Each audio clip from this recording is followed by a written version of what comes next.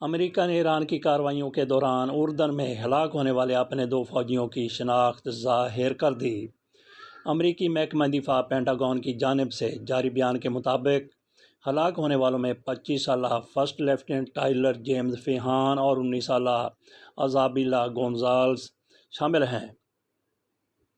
یہ دونوں اہلکار اردن میں داعش کے خلاف ایک امریکی مشن کا حصہ تھے۔ دوسری جانب ہفتے کے روز امریکی سینٹرل کمانڈ نے بتایا کہ یہ دونوں سروس ممبران اردن میں ایرانی بیلسٹک میزائلوں اور ڈرون حملوں کا نشانہ بنے ہیں۔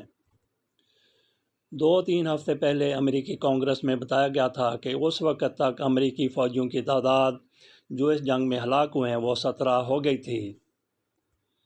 2 فوجی یہ ہو گئے 17 سے 19 اور ایک عراق میں بھی امریکی فوجی کل ہی مارا گیا ہے۔ اس طرح سے اب تک امریکی فوجیوں کی تعداد جو مارے گئے اس جنگ میں وہ 20 ہو چکی ہے۔ ایزابیلا گونزالز کا تعلق امریکی ریاست ٹیکساس سے بتایا جاتا ہے۔ ان کے بارے میں کہا جاتا ہے کہ وہ باضابطہ طور پر جرمنی کے علاقے اینسباخ میں واقع میزائل ڈیفنس کمانڈ میں تعینات تھیں۔ ان کی ہلاکت کے واقعے پر امریکی محکمہ دفاع اور سینٹ کام کی جانب سے تصدیق کی گئی، جس کے بعد امریکی صدر ڈونلڈ ٹرمپ نے ایران کے خلاف جوابی کارروائیوں کا اعلان کیا تھا۔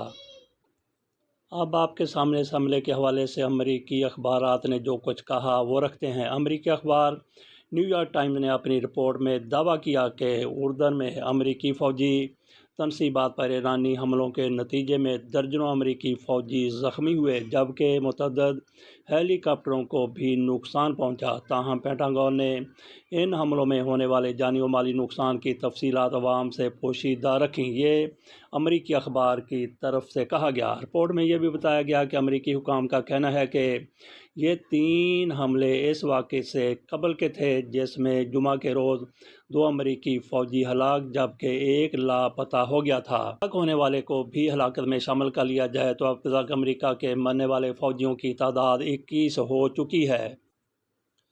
اب آ جاتے ہیں پاسداران انقلاب کے دعوے کی طرف۔ ان کی طرف سے دعویٰ کیا گیا کہ امریکی فوج کو بیلسٹک میزائلوں سے نشانہ بنانے اور درجنوں امریکی فوجیوں کو ہلاک کیا ہے، یہ ان کی طرف سے دعویٰ کیا گیا ہے۔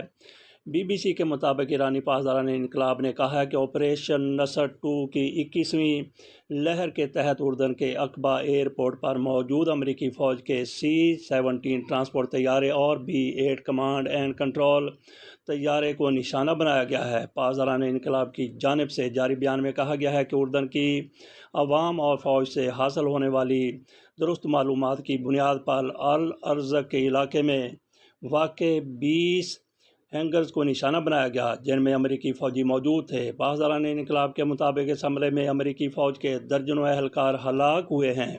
ایرانی میڈیا کے مطابق اس حملے میں بیلسٹک میزائل استعمال کیے گئے۔ کچھ فوجیوں کو حفاظت کے لیے قطر سے کویت سے اردن منتقل کیا گیا تھا۔ متحدہ عرب امارات سے بھی کچھ کو اردن منتقل کیا گیا تھا، لیکن موت ان کے ایسے پیچھے پڑی کہ ایران کے حملوں میں یہ ہلاک اتنے ہو گئے۔